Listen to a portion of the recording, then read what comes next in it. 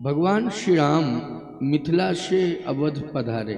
महाराज श्री जनक ने दासी दास दिए बहु तेरे, बहुत सी दासियां बहुत से दास सेवा के लिए भेजे। इसमें संख्या हजारों की है। इतनी दासी इतने दासों को भेजने की क्या जरूरत थी? इसलिए कि अयोध्या में जितने भी घर हैं उनमें जो भी बुजुर्ग रहते हैं, वृद्ध रहते हैं, उनकी सेवा भी करना। वाह, राजा हो तो ऐसा हो, ऐसी सोच वाला हो। वृद्धों की सेवा घर घर में होनी चाहिए। प्यारे, जो हाथ कुंटलों वजन उठा लेते थे, अब वो हाथ पानी से भरा हुआ एक लोटा भी नहीं उठा पा रहे। समय की बात होती है, इसलिए ध्यान देना चाहिए।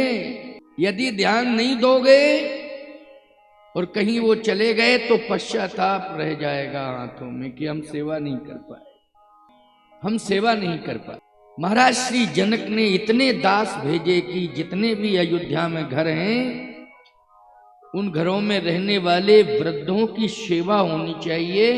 आदेश दिया कि ध्यान रखना, अयोध्या में कोई दुखी न रहे। सीता जी से क्या कहा सुनैना जी ने और महाराज श्री जनक ने क्या कहा?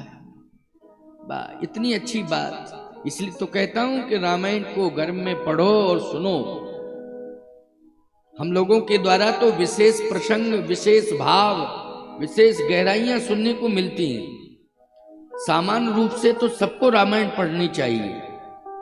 नहीं समझ में आ रहा तो अर्थ नीचे लिखा है, अर्थ सहित पढ़ो।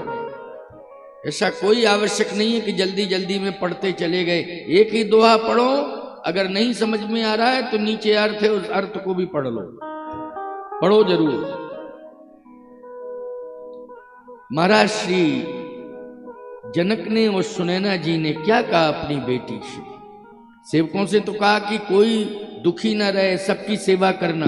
जाओ, अयोध्या में जितने भी वृद्ध जन हैं, असमर्थ हैं, उन सब को संभालना, सबकी सेवा करना।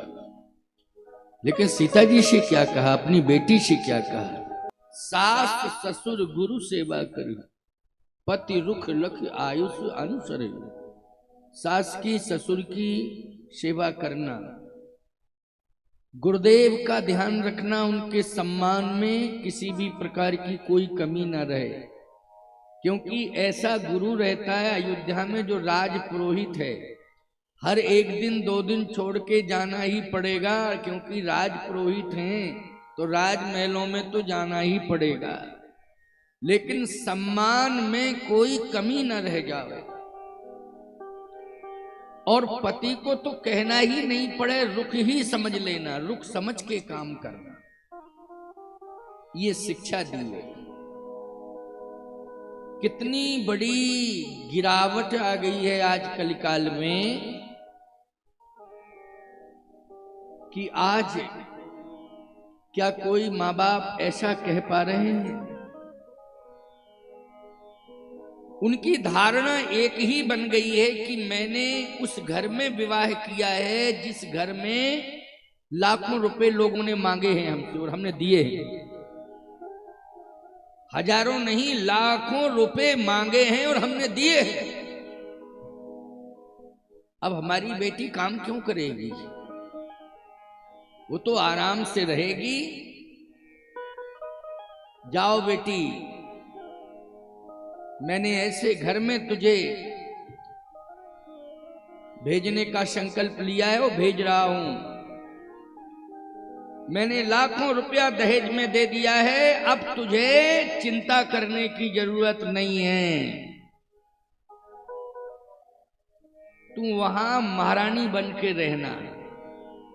ये और कह दिया है, एक डोज दे दिया है ऊर्जा का, महारानी बन के रहना। वाह, बेटी गई, कोई काम धाम नहीं। सबसे पहली तो समस्या ये है कि जब सभी लोग घर के जाग गए तब वो बहू जाग रही है। सब जाग गए, बहू बाद में जाग रही है। अब वो पलंग से क्यों नहीं उठ रही है? क्योंकि चाय का इंतजार कर रही है कि एक कप कोई चाय दे जावे।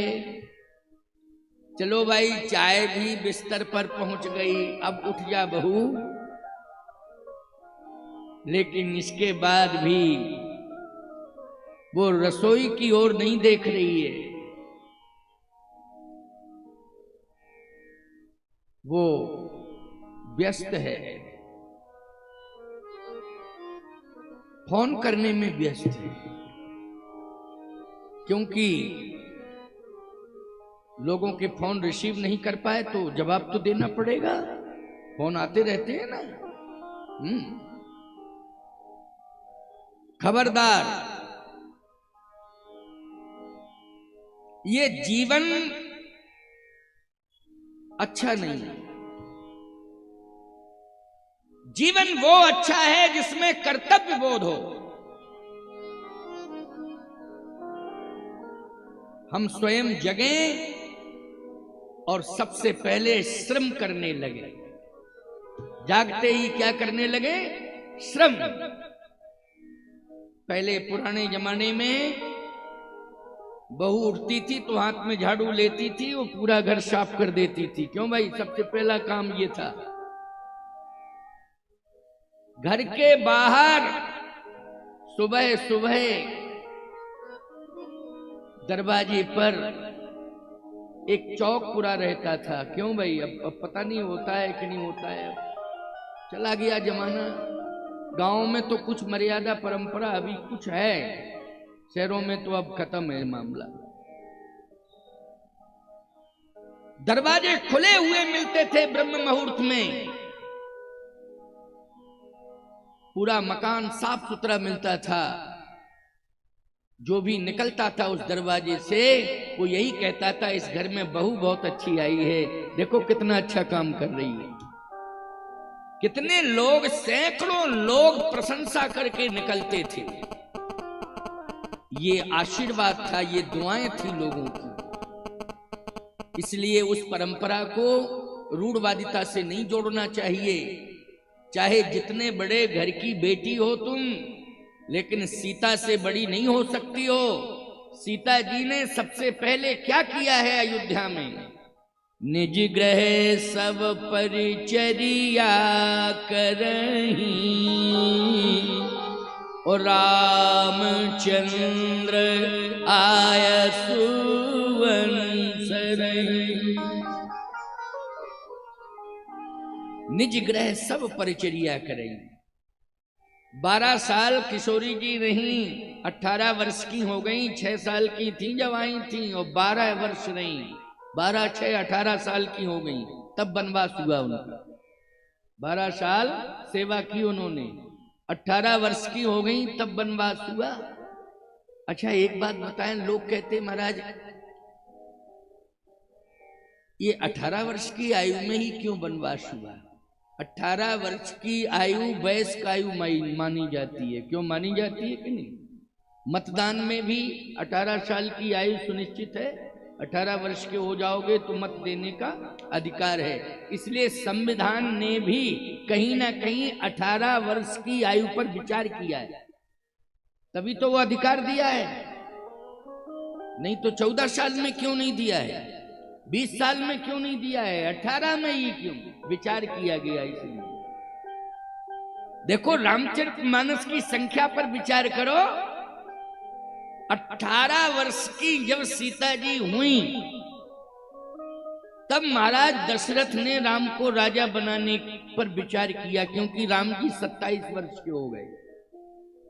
27 वर्ष के पूर्ण वयस्क हो गए हैं। नहीं, सीता जी वयस्क हैं और राम जी पूर्ण वयस्क हैं। 27 वर्ष में 9 साल का अंतर है भगवान राम की आयु में और श्री जानकी जी की आयु में 9 वर्ष का अंतर है। महाराज श्री दशरथ ने 27वां राम जन्म मनाया। मना नहीं पाए, मनाने जा रहे थे, और उन्होंने घोषणा कर दी कि मैं 27 में राम के जन्म पर राम को एक बड़ी गिफ्ट दूंगा, वो होगा अयोध्या का राज्य राम को सौंप दूंगा, राम को राजा बना दूंगा। 27वें वर्ष में जो जन्म दिवस मनाया, जन्मोत्सव मनाया जाएगा, उसमें राम को राज्य सौंपना था। प्यारे, जन्म के दिन, राम जन्म के दिन भगवान का वनवास हुआ है। ये सबसे बड़ा उत्सव होता है जन्म का, होता है कि नहीं? आजकल तो बूढ़े बूढ़े लोग जन्मदिन मनवाने लगे। हाँ, बूढ़े बूढ़े लोग जन्मदिन मनवाने लगे हैं। और एक बूढ़ा बूढ़े तो माला डलवा रहे थे एक दूसरे के गले में, पता नहीं कौन सा दिन था वो, है 50वां क्या मना रहे थे। वो दोनों बुढ़ा बुढ़ी जो है माला डाले एक दूसरे के, 50वां क्या है, शादी का सालगिरह है।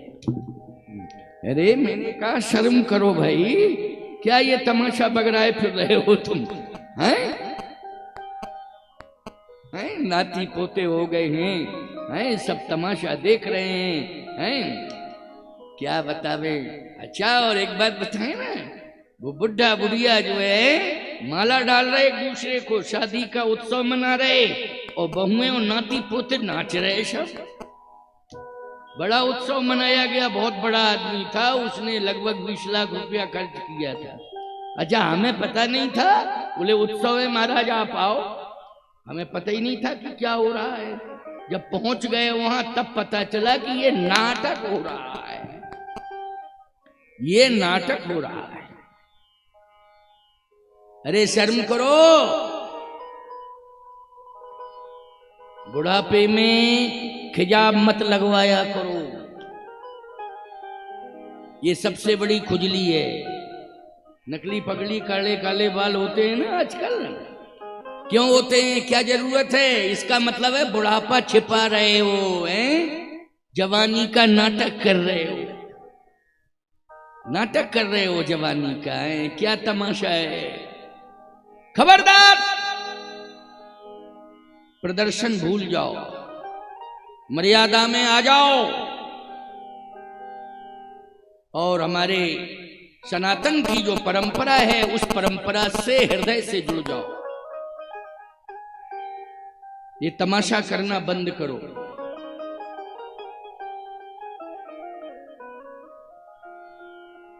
महाराज श्री दशरथ ने कहा, मेरा राम 27 वर्ष का हो गया है, अयोध्या वासियों बताओ, मैं राम के जन्मदिन पर राम को ये राज्य सौंप दूंगा।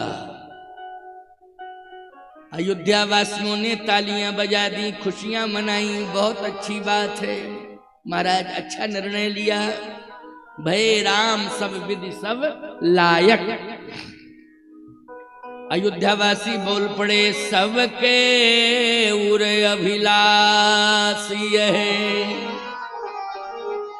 सबके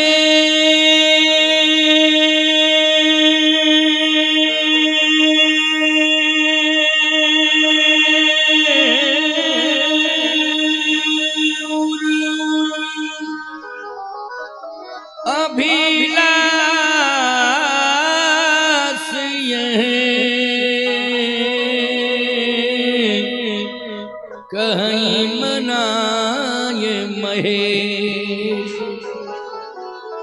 आप यछत जुवराज पद, राम ही देहो नरेश। आप अछत जुवराज पद, राम ही देव नरेश। महाराज बहुत अच्छा निर्णय है आपका, राम को राजा बना। हम सब यही तो चाह रहे थे, लेकिन कह नहीं पा रहे थे। क्यों भाई? अगर कोई व्यक्ति ये किसी को सलाह दे कि तुम अपनी मालकी दे दो, तो लोग कहते हैं यार तुम्हें हमारी मालकी पसंद नहीं आ रही क्या, तुम बहुत बेकार आदमी हो, अपनी दे दो, हमको ज्यादा सिखा रहे हो तुम। बुरा लगता है लोगों को। जनता कैसे कहे दशरथ जी से कि आप राम को राजा बना दो, लेकिन जब दशरथ जी ने कहा तो जनता ने कहा हम लोग तो पहले से खुशियां मना रहे थे, सोच रहे थे कि प्रभु राम ही राजा बने। अब दशरथ जी ने कहा तब तो बहुत अच्छी बात है, मेरा जो विचार है वही आप सबका विचार है। अब मैं राम जन्म पर ये राम को सौंप ही दूंगा, राज तिलक भी करूंगा। उस दिन वैसे भी तिलक होता है जन्मदिन पर, मैं राज्याभिषेक का तिलक करूंगा, राज्याभिषेक का तिलक करूंगा। तैयारी हो गई साहब, बहुत बढ़िया तैयारियां हो गई। समस्त तीर्थों में निमंत्रण पहुंच गया। जितने भी देवी देवता तीर्थों में रहते हैं सबके पास निमंत्रण गया कि सभी पधारें, सभी आए। आपके घर में विवाह होता है ना तो देवी देवताओं को भी तो निमंत्रण देते हो ना। महाराज दशरथ ने तो जितने तीर्थ हैं, धाम हैं, सब में निमंत्रण पहुंचा दिया कि मेरा राम राजा बन रहा है तो राम के जन्म दिवस पर भी आइए आप, और राम के राज्याभिषेक का भी वो कार्यक्रम संपूर्ण करिए, पधारिए। वनों की औषधियां और जितने भी सरोवर, पवित्र नदियां, उन सब का जल सब महाराज ने एकत्रित कर लिया। अब आपको हम क्या बतावें, गजब की बात तो यह है कि लोग कहते हैं कि कैकेयी भरत को राजा बनाना चाहती थी, इसलिए उसने राम के राज्याभिषेक का विरोध कर दिया। कैकेयी ने विरोध किया? नहीं नहीं नहीं, कैकेयी से तो विरोध कराया गया, कैकेयी से विरोध करवाया गया है कि तुम विरोध करो। अच्छा, किसकी हिम्मत पड़ गई? हिम्मत किसकी पड़ी? आपको मंथरा की हिम्मत पड़ी, आप कहोगे नहीं सरस्वती की हिम्मत हुई, आप कहोगे नहीं देवताओं की हिम्मत हुई। नहीं नहीं नहीं, ये कुछ भी नहीं कर पाते। कैकेयी इतना प्रेम करती है राम से कि भरत को तो कभी उसने गोद में ही नहीं लिया है, हमेशा राम को लिया है, हमेशा राम को गोद में लिया है, राम को हृदय से लगाया है, राम का हाथ पकड़ के मणि जटित अंगड़ाई में चलाया है। एक बार भी उसने भरत का हाथ नहीं पकड़ा। भरत का हाथ तो कौशल्या जी पकड़ती थी, कौशल्या जी भरत को हृदय से लगाती थी, भरत को हमेशा गोद में बिठाती थी। कौन? कौशल्या जी। यही प्रेम होना चाहिए। ये प्रेम रहेगा तो राम राज्य उस घर में, ये प्रेम होना चाहिए। ये पुनीत पांडे बैठे, इनके बड़े भाई मालिक हैं, पूरा का पूरा अनुशासन रहता है और सभी इनकी बात मानते हैं। और याद रखना, पुनीत की भाभी जो है सभी बच्चों को संभालती है। यही तो राम राज्य का प्रमाण है, और क्या हो सकता है? यही राम राज्य का प्रमाण है। आज के जमाने में ये सब संभव नहीं है, लेकिन है अगर संभव तो उस घर में कलयुग का प्रवेश नहीं हुआ है प्यारे, उस घर में तो त्रेता का प्रवेश। ये होना चाहिए। कौशल्या जी संभालती हैं किसे? भरत को, और राम को संभालती है कैकेयी। आप कहोगे महाराज फिर सुमित्रा क्या करती हैं? वो अपने बेटे लक्ष्मण और शत्रुघ्न को संभालती होंगी। नहीं नहीं नहीं, जहां पर भरत होते हैं वहीं राम होते हैं, जहां पर भरत होते हैं वहीं शत्रुघ्न होते हैं, जहां पर राम होते हैं वहीं लक्ष्मण होते हैं। इसलिए जिसे जो राम को संभाल रही है लक्ष्मण अपने आप वहां है, और जो भरत को संभाल रही है शत्रुघ्न अपने आप वहां है। इसलिए जो तीसरी माँ है जिसका नाम सुमित्रा है, वो सुमित्रा माँ तो प्यारे सुमित्रो उपासनात्मिका, ध्यान हमेशा करती रहती है, नेत्र बंद रहते हैं और भजन करती रहती है, उपासना में लीन रहती है। वो अपने पुत्रों को नहीं देखती है, वो केवल जो है परम पवित्र साधना करती रहती है। उसे कोई रोकता टोकता नहीं है। कौशल्या जी कह देती हैं उसे भजन करने दो, उसे ध्यान करने दो, उसको टोकना नहीं। हमारे घर में कम से कम ऐसी हमारी बहन तो आई है जो सबसे ज्यादा भजन करती है, सबसे ज्यादा पूजन करती है। तो सबसे ज्यादा पूजा पाठ ये सारा का सारा दायित्व रंगनाथ भगवान एवं तुलसी मैया, सरजू मैया, इन सब को संभालने में कौन लगी रहती है पूजा पाठ में? सुमित्रा। इसलिए सुमित्रो उपासनात्मिका। आध्यात्म रामायण में सुमित्रा को उपासना कहा गया है। तो उपासना कौन करती रहती है? सुमित्रा। इस प्रकार का प्रेम है प्यारे, यही तो अयोध्या है, तभी तो राम आए। आखिर फिर कैकेयी इतना प्रेम करती है राम से, तो राम को वन क्यों भेज रही है? राम जी ने स्वयं कहा है कैकेयी मैया से कि तू मेरा काम कर। मैंने प्रतिज्ञा की है मां, निश्चरहीन करो मही भुज उठाए प्रणकीन, और सकल मुनन के आश्रमन जाए जाए सुख दीन। मैंने प्रतिज्ञा की है, इसलिए मां मेरी प्रतिज्ञा को आप पूरा कराएं। मुझे राक्षसों का वध करना है, इसके लिए मुझे अयोध्या से दूर जाना है। और मैं अपने हृदय की बात बताऊं मैया तुझे? कैकेयी ने कहा ये राज्य कौन चलाएगा राम? कैसी बात करता है तू?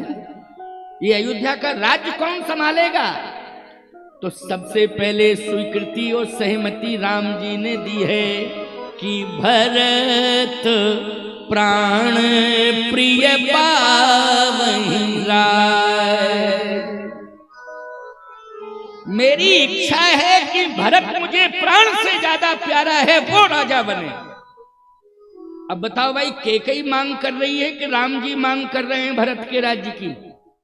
भरत के राज्य की मांग तो राम कर रहे हैं, और कैकेयी अम्बा को विवश कर रहे हैं कि मेरे अंतर मन की इच्छा है कि भरत प्राण प्रिय पावे राजू। राम तुम्हारी इच्छा क्या है? राम जी ने कहा मेरी इच्छा है मुनिगण मिलन विशेष बन सबई भांत हित मोर। देखो कितनी अच्छी बात है, बहुत अच्छी बात है। राम जी कहते मुनिगण मिलन विशेष बन। हमारे लिए वन जो है महत्वपूर्ण है।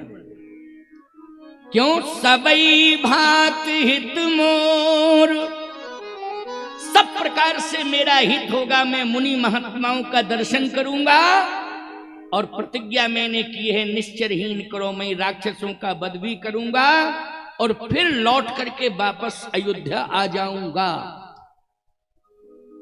भगवान राम ने ये अपने अंतर मन की इच्छा किससे व्यक्त की है? कैकेयी अम्बा से व्यक्त की। और मां इसके लिए तुझे अपयश लेना पड़ेगा। आपको गालियां सुनने को मिलेंगी, आपको लोग न जाने क्या क्या कहेंगे, आप कलंकिनी हो जाएंगी। कैकेयी ने कहा राम तेरे लिए तो मैं विष का प्याला पी सकती हूं। क्यों? घनश्याम के लिए मीरा ने विष का प्याला पिया था, और कैकेयी ने राम के लिए विष का प्याला पिया। याद रखना, त्रेता और कलयुग का मिलान करिए आप। कैकेयी ने श्री राम के लिए विष का प्याला, ये निंदा रूपी विष है कि नहीं? बोलो, ये निंदा रूपी विष किसने पिया है? कैकेयी ने पिया है, राम के लिए पिया है।